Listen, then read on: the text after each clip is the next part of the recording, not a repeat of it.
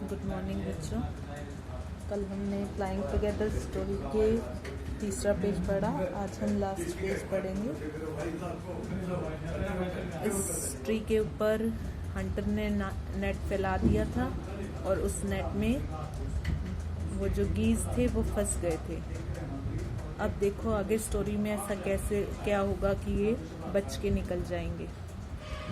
ठीक है, तो कैसे उनको उनके बड़ों की एडवाइस काम आएगी, उस जो वाइज ओल्ड गूज है उसकी सलाह काम आएगी और वो सबकी जीवन बच जाएगी, वो हम सीखेंगे पढ़ेंगे। We are foolish, we were foolish, हम बेवकूफ़ थे। वेप द बर्ड्स, बर्ड्स रोने लगे। We are very sorry, we did not listen to you, हमें बहुत खेद है कि हमने आपकी बात नहीं सुनी। Please tell us what to do, हमें बताओ कि हम क्या करें। Then listen carefully, replied the wise bird, बुद्धिमान पक्षी ने कहा कि तो मेरी बात ध्यान से सुनो।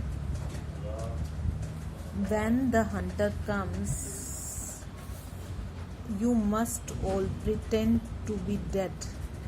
व्हेन, जब हंटर आएगा तो यू मस्ट प्रिटेंड, प्रिटेंड माना ढोंग करना, नाटक करना। तुम सबको नाटक करना है जैसे कि तुम मर गए हो। जस्ट लाई स्टिल, लेट जाना बिल्कुल बिना हिले। The hunter will not want dead birds, hunter सोचे मरे हुए पक्षियों को पकड़ना नहीं चाहेगा।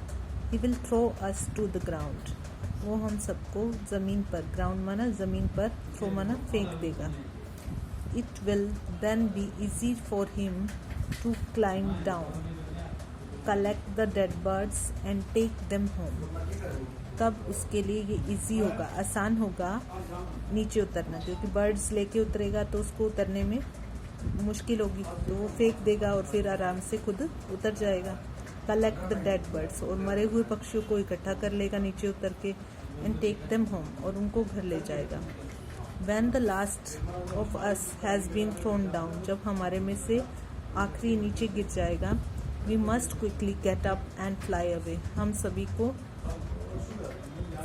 जल्दी से, क्विकली माना जल्दी से उठना है और उड़ जाना है, fly away दूर उड़ जाना है। In the morning the hunter came to the tree, अगली सुबह हंटर पेड़ पर आया, and climbed up, और पेड़ पर चढ़ गया।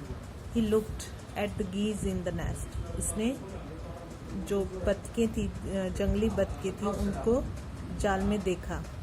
they are all dead, he muttered to himself, उसने खुद से ही बड़बड़ाया कि ये सारी तो मर गई हैं, खुद से ही बात कर रहा था क्योंकि वहाँ पे और कोई नहीं था। he threw them out of the net one by one, उसने उन सबको नेट से बाहर एक एक करके फेंक दिया। the birds lay still, birds नहीं हिले, लेटे रहे, स्टिल माना बिना हिले। Until the last one had been thrown down, जब तक कि आखिरी बर्ड को नहीं फेंक दिया गया। देन ऑल एट वंस, तब सभी एकदम से, एट वंस माना एकदम से। दे गोट अप, वे जाग गए। फ्लैप देयर विंग्स, उन्होंने अपने पंख फड़फड़ाए। एंड फ्लू अवे, और उड़ गए।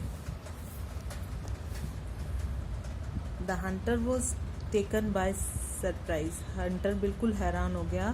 From the top of the tree he watched all the geese fly away, पेड़ के ऊपर से उसने सभी बर्ड्स को, सभी बतखों को, जंगली बतखों को उड़ते हुए देखा। तो देखो कैसे एक बुद्धिमान और ओल्ड गूज की सलाह से ये सारे बर्ड्स बच गए। तो इसी तरह हमें भी अपनी लाइफ में अपने घर के बड़ों का कहना मानना चाहिए, क्योंकि उनकी एडवाइस बहुत वैल्यूबल होती है। उनको लाइफ में अनुभव होता है कि क्या हमारे लिए अच्छा है और क्या बुरा है। तो अब आपने ये स्टोरी सुन ली है, ये स्टोरी है, लिखी गई है शिव कुमार द्वारा।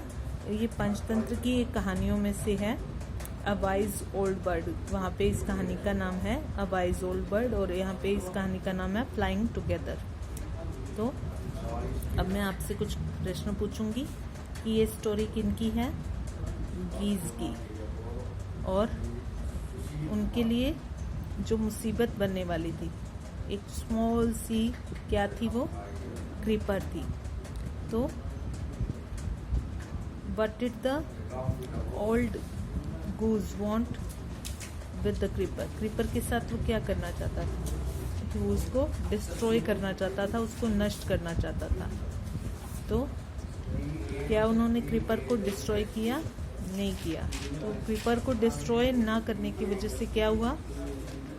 जो ये हंटर था वो ट्री पे चढ़ गया और उसने अपना नेट स्प्रेड कर दिया, और नेट स्प्रेड करने की वजह से क्या हुआ? सारे के सारे गीज उस नेट में फंस गए। और फिर वो कैसे बचे?